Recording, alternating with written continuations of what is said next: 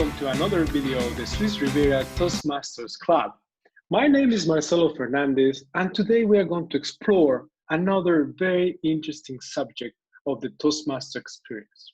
We will go and learn about how to be a good Vice President of Education. And for that, I have invited a very important person from another club in another city. So we will have with us today Martina, who will be discussing with us how to be a good Vice President of Education. So welcome, Martina. Welcome to the YouTube channel. Hi, Marcelo. Thank you. So let's start from the beginning, Martina. Where are you coming from and which club are you in? Well, I'm from Vienna, and I'm from a German-speaking Toastmaster club here in Vienna, the Wiener Toastmasters Rhetorikklub. Excellent. So that's also part of the same district 109 where we are from. And that's actually how we met. Martina was our club coach, and she helped us to grow and grow in our experience. So thank you very much, Martina, for that. And today, let's explore about the Vice President of Education. Can you explain us, Martina, a little bit? What does it mean, this position? Yeah, I really love that position. I used to do it 2 years ago before I was president. And the main objective is to be responsible of the education of every member. Like, I knew where every member was at, like which speech they had to do next. So to encourage them to do the speeches and to schedule the speeches to make sure that every meeting really runs smoothly. And also around the education theme is that we organize contests, speech contests, we organize workshops, and we are just there for the members if they have a question about the speeches. That's the main ideas and the main objective of the role. And because I love it so much, because you're so close to the members. You're like really helping them achieve what they want. It's a very important person in the whole process. So let's remember that once a member joins the club, then the VP of Education is very important in the whole process. We will be actually doing and thinking, what is the next speech, if the person needs maybe a mentoring, and all these kind of details. So, for example, Martina, how will you do a process if you need to say, suppose that you have a new member coming to the club?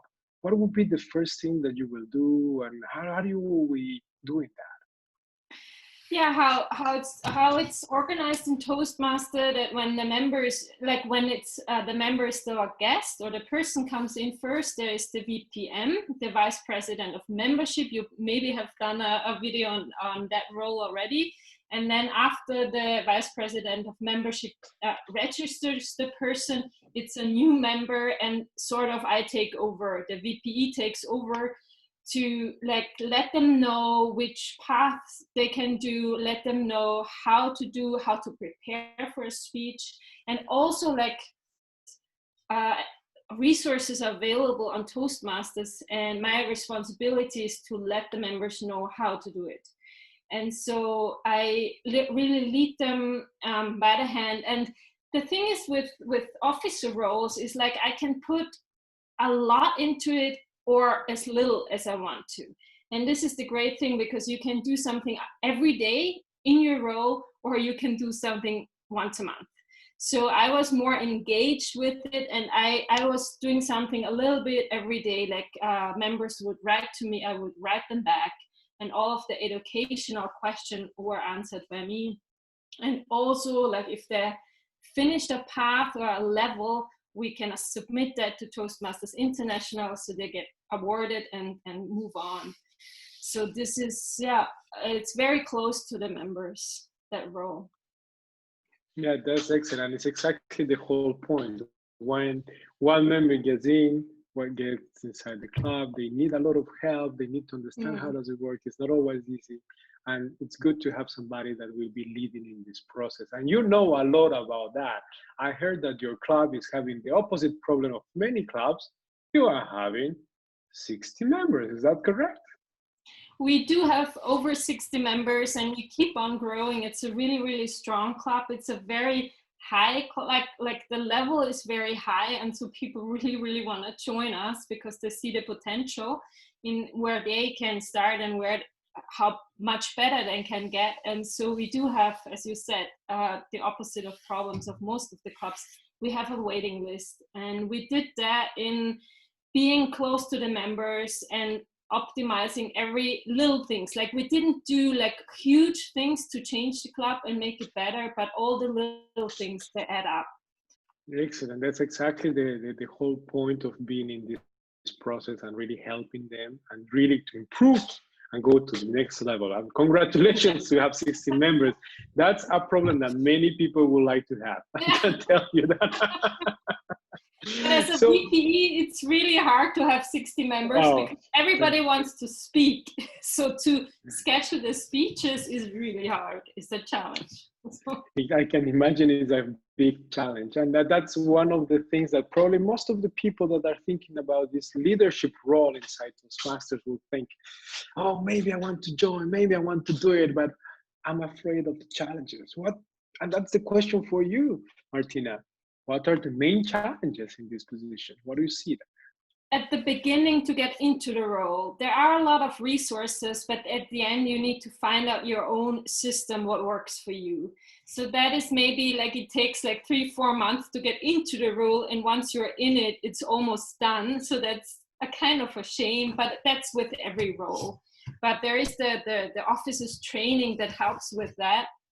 And yeah, as I mentioned, from my club, it was the hardest thing to schedule everybody and because members, we used Easy Speak. I don't know, do you use this system as well? Yes, yeah, yes, so we use it for every member can request a speech, and they also request a date. On that date they would like the speech, but most of the time a lot of people wanted to have that one date. So that was the challenge for me, to write back and forth with the members to make sure they have a date that they are available at. And what's also hard, I think, is the members that are unreliable. Like if on last seconds they don't show up, or they say they do something and then they're not there. That was for me quite challenging, because I'm a very reliable person, and then I don't get that. And there is two different kind of people in requesting a speech. Like the ones they plan ahead, like they know already now in the next 6 months when they want to do a speech.